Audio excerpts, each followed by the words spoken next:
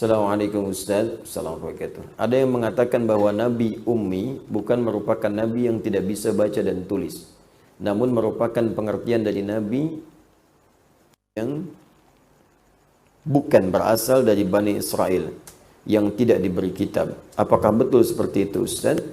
Atau apakah Ummi betul memiliki arti tidak bisa baca dan tulis atau tulisan? Jazakallahu khair. Semoga Allah muliakan Anda dan muliakan keluarga Anda. Pertanyaan seperti ini sudah banyak lama. Ini warisan dari hal-hal syubhat-syubhat keraguan yang diresapkan oleh para orientalis di masa lalu. Ya.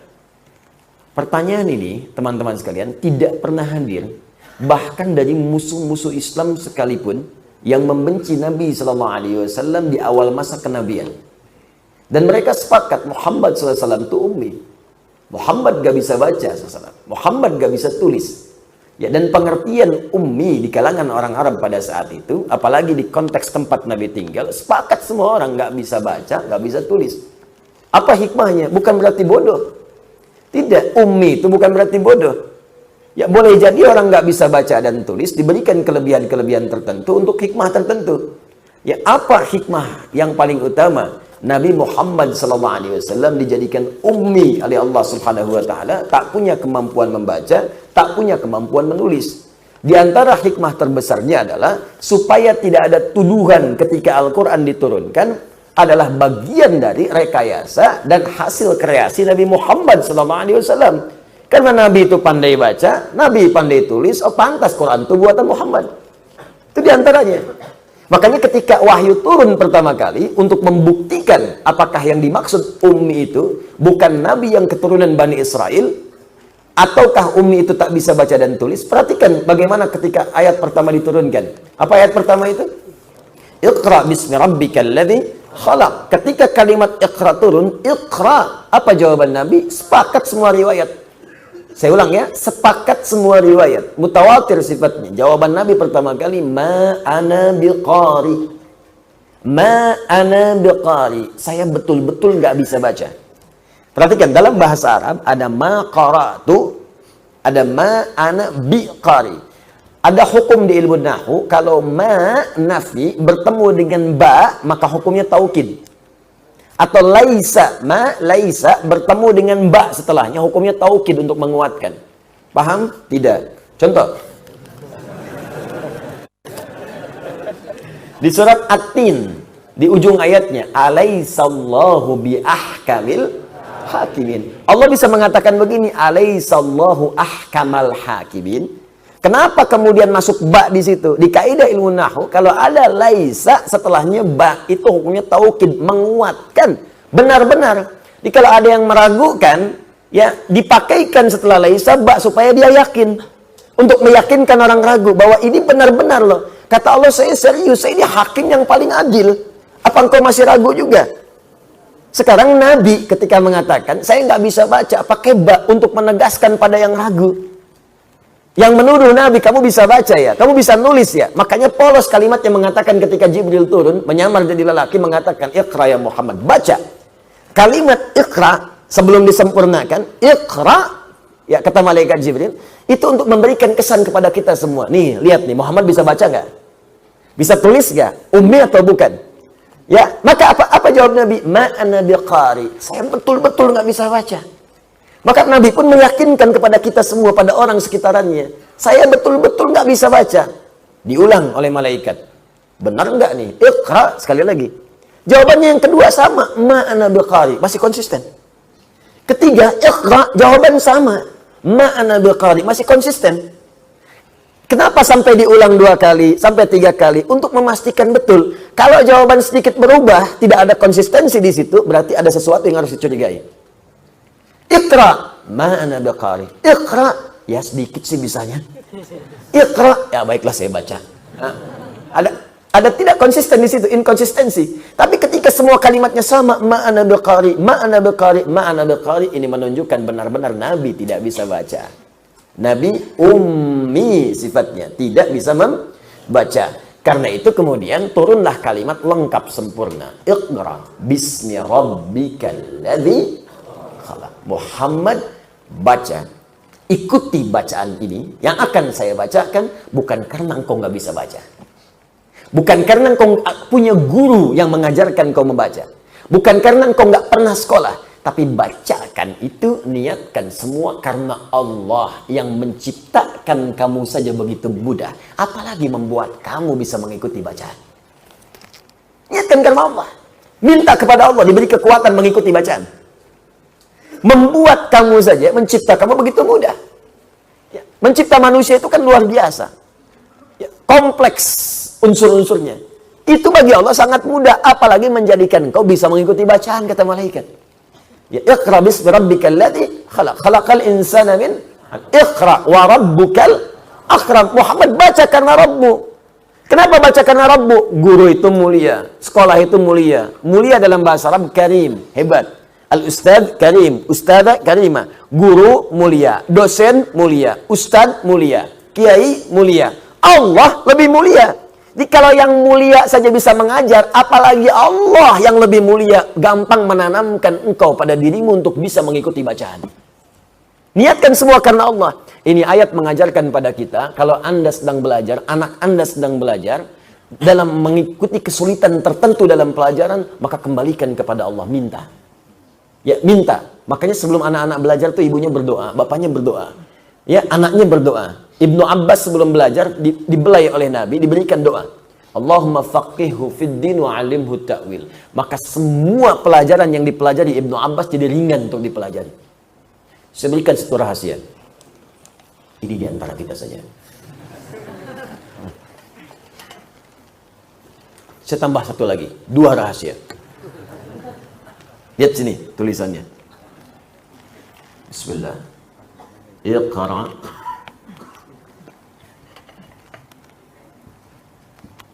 bismi rabbikal ladzi khalaq. Jazakallahu khair, Pak. Bismi rabbik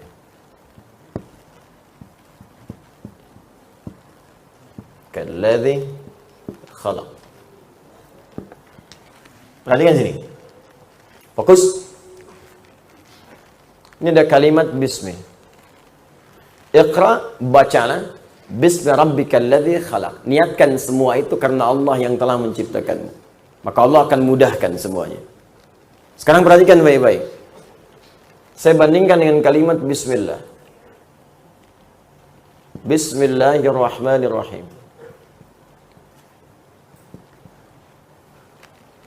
Fokus. Bismi Rabbi kita, Rabb itu siapa? Allah kan? Baik. Sekarang bismillah. Ini bismi Rabbik, ini bismillah. Rabb adalah Allah. Satu nama di antara Al-Asma'ul Husna. Ar-Rahman, Ar-Rahim, dan seterusnya. Sekarang perhatikan baik-baik. Kenapa ketika di sini banyak ada alifnya? Ketika di sini alifnya dibuang. Fokus, fokus, awas. Dan dirasam seperti ini. Dan di sini ada makna, bukan sekedar tulisan. Di sini ada makna. Ya, walaupun di sini orang mengatakan kasratul isti'mal, banyak digunakan, tidak ada makna di sini. Perhatikan teman-teman sekalian, alif dalam ilmu lughah, itu untuk menunjukkan sesuatu yang panjang, yang ada proses. Makanya di bacaan, kalau ada alif, sebelumnya dibaca a panjang. Kalau ada ya, sebelumnya i panjang. Kalau ada wawu, sebelumnya u panjang. Rumus asalnya begitu. Contoh, hamzah, dal, ya. Maka sebelum ya, umumnya akan dibaca harokat kasroh panjang. Baca. Adi. Ya kan? Hamzah, ba, wawu. Baca. Abu. Jelas? Taib. Sekarang teruskan sini. Fokus baik-baik. Fa. Alif, ta, ha. Baca. Fatah. Baik, fokus baik-baik. Alif biasanya menunjuk pada harokat fathah sebelumnya. Jadi kalau ada alif, maka huruf sebelumnya dibaca a panjang. Biasanya alif tak pernah bersentuhan dengan kasrah. Jelas? Alif tak pernah bersentuhan dengan kasrah. Nah sekarang perhatikan baik-baik. Di sini ada alifnya. Hamzah wasol asalnya dari kata ismun. Tapi di sini dibuang, di sini tidak. Dan harokatnya kasrah. Ini menarik. Ya, kalau hamzah wasol, kenapa tidak dibuang seperti ini? Kalau dia alif, kenapa muncul begini? Ini untuk menunjukkan karena alif fungsinya memanjangkan sesuatu, maka ditarik ke dalam fikih lughah. Asalnya Nabi ketika diminta baca Iqra, Iqra, Iqra, sulit, panjang, butuh proses. Tapi semua itu dipercepat ketika semua dilakukan karena Allah yang telah menciptakan kita. Makanya alif ini walaupun panjang, hamzah wasol tak dibaca walaupun muncul. Orang-orang yang mengerjakan segala hal karena Allah, maka proses-proses yang panjang itu akan dipendekkan oleh Allah Subhanahu wa taala. Maka bagaimana mengerjakan sesuatu karena Allah? Tafsirnya ada di Quran surah kedua di akhir ayat 282. Dekati Allah dengan takwa. Maka muncullah kalimat Allah di situ. Perhatikan ayatnya. Perhatikan ayatnya.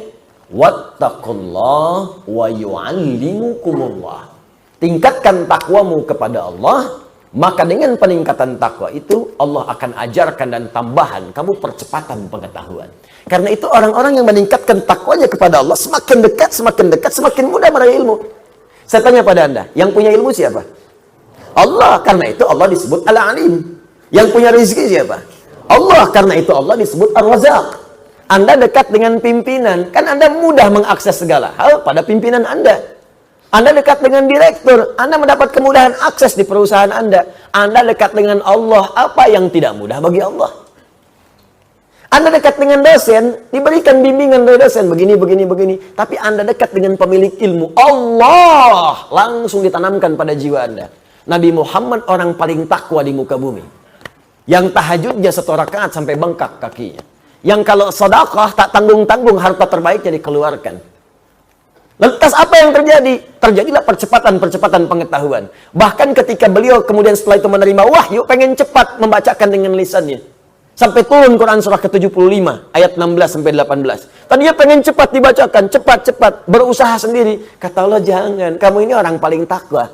Karena paling takwa, Allah gak persulit. Turun kalimat, la tuharrik bihi lisanaka lita'jala bi. Inna alaina jam'ahu wa qur'ana. فَإِذَا قَرَأْنَاهُ فَاتَّبِعْ قُرْآنَ. Muhammad, jangan cepat kau menggerakkan lisanmu supaya cepat hafal, dibacakan apa yang dibacakan ini. Ya cukup kamu ikuti bacaan saja. Ketika kamu ikuti bacaannya, aku tanamkan kemudian Al-Quran itu dalam jiwamu. Jadi baru dengar sekali, langsung hafal. Karena Allah yang menanamkan bacaan itu dalam jiwa. Yang paling indah, apakah itu khusus untuk Nabi atau kaidah umum dalam pengetahuan? Tadi malam saya sampaikan. Dalam rumus di kaidah ulumul Quran pada bab asbabun nuzul ada kaidah berbunyi begini, al-ibaratu bi'umumil lafzi la bi khususis sababi. Hukum itu berlaku dilihat pada lafadznya. Kalau lafadz itu umum maka berlaku umum. Kalau lafadz itu khusus maka berlaku khusus. Ternyata isyarat di ayat ini sifatnya umum. Umum artinya apa? Artinya siapapun yang mendekat kepada Allah Subhanahu wa taala, maka akan diberikan percepatan pengetahuan seperti Allah pernah memberikan pada orang-orang sebelumnya. Walaupun levelnya tentu akan beda dengan level kenabian. Karena sifat nabi itu fitrahnya mendapatkan pengajaran. Adam dari sejak pertama diciptakan dan turun diangkat sebagai nabi, diberikan langsung pengajaran. Makanya kalimatnya wa 'allama Adamal asma. Allah mengajarkan langsung pada Adam. Kita bukan nabi, tapi diberi potensi. Kalau kita ingin keluar potensi itu, mau jadi apapun bisa. Katakan ya, pada jiwa kita, tidak ada manusia yang bodoh. Ingat, manusia bodoh itu cuma lagu. Tidak ada manusia bodoh. Ingat baik-baik. Semua pintar. Karena dalam diri kita itu banyak potensi. Mau jadi ahli fisika bisa, ahli kimia bisa, ahli biologi bisa, sekaligus ahli kimia, ahli tafsir bisa. Ya, ahli kimia yang hafal Quran bisa.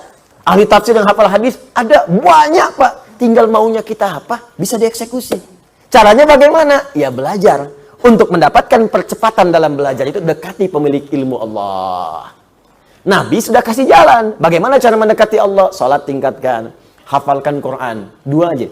Ya, saya ingin berikan pesan penting. Ajarkan anak-anak kita 2 hal dari sejak dini. Pertama, salat untuk membangun kedekatan dengan Allah. Yang kedua, minta dia menghafal Quran untuk membuka pintu kecerdasan dalam otaknya. Ya, penghafal Quran itu sudahlah. Kalau menghafalnya benar, meningkat minimal 3 kali lipat kecerdasan pada jiwanya. Cepat itu, cepat. Ya, itu sudah di riset dari luar sudah ada. Riset terakhir menunjukkan bahwa kenapa penghafal Quran yang benar banyak yang pintar, karena Quran sendiri setidaknya punya 52.000 kosakata. Orang yang terlatih menghafal kosakata, maka semakin ringan dan encer otaknya untuk mendapatkan informasi yang lain. Gampang. Makanya orang-orang dulu pinternya nggak nanggung. Minimal 3 bidang ilmu. Sekarang cuma 1. Silahkan cek Pak. Ahli kimia, biologi, fisika, bahkan dokter itu hafal Quran. Anda buka kitab, namanya Bidayatul Mujtahid, fi Nihayatil Muqtasid. Disingkat Bidayatul Mujtahid, karangan Ibnu Rushd.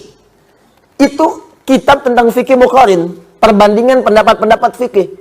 Apa hukumnya begini, menurut ulama ini begini, begini, begini. Dibandingkan di situ. Anda tahu siapa yang nulis? Dokter bedah. Dokter nulis kitab fikih. Kan sangat menarik, Pak. Kenapa? Hafal Quran. Ya, dulu orang seperti itu. Ngapalin Quran, jadi ahli matematika, jadi ahli ini, ahli itu, dan sebagainya. Jadi banyak orang meriset ayat Al-Quran ketika dia menghafal bahkan. Nah, cuma kembali kepada awal tadi, bahwa Nabi disepakati dengan sejarah yang benar berdasar dalil-dalil yang valid bahwa beliau itu ummi. Jadi kalau ada yang mengatakan ummi itu bukan itu, ummi itu sebetulnya bukan dari kalangan Bani Israel, itu adalah racun pengantar untuk membuat kita ragu pada Al-Quran. Tidak akan selesai sampai di situ. Nanti ada kalimat setelahnya. Oh, ternyata Muhammad bisa nulis, Muhammad bisa baca, maka muncullah kemudian itu Quran produk Muhammad. Karena produk butuh penyesuaian. Al-Quran produk sejarah. Karena produk sejarah mungkin berlaku pada hukum di masa lalu, tidak berlaku sekarang. Pernah dengar kalimat itu? Itulah kalimat-kalimat turunannya. Ya.